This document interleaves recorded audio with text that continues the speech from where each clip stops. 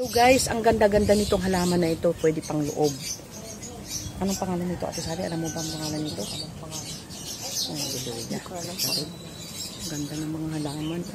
Busog na busog ang ating mga mata ngayon guys. Kasi pag halaman, mahilig ako sa mga natures, yung mga green. Ang ganda ng pag may maganda ba sa mata ba? Parang stress-free din kahit papaano. Yung halaman talaga, ang ganda nila. Tingnan mo ito, ang ganda, para siyang mga bulaklak na dahon. Ewan ko kung anong tawag dito sa ganito. Hindi ko alam yan. Hindi mo alam.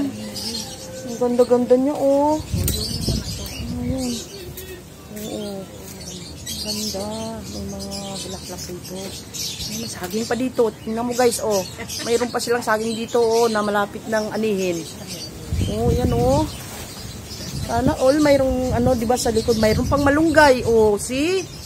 Ang saya-saya nung may ganun garden. Bakit ba? Ang saya-saya. Mayroon pang serpentina. Para sa diabetic. Para sa diabetic person. Ayan, yun siya. Diba? Lalagain. Binibigyan ako. Hindi naman ako diabetic. Pero anyway, sige lang. Itatanim ko para mayroon akong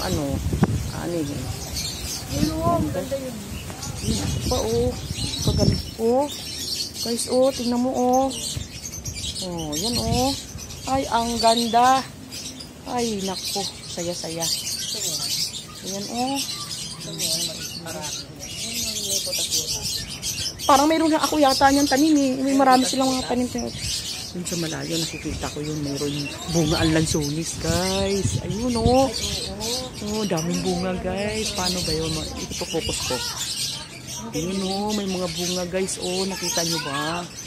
Ayun, di ba? Saya-saya na may ganito. Yan, thank you for watching, guys. Pinasyal ko kayo sa garden at hacienda ng aking kaibigan. Bye-bye.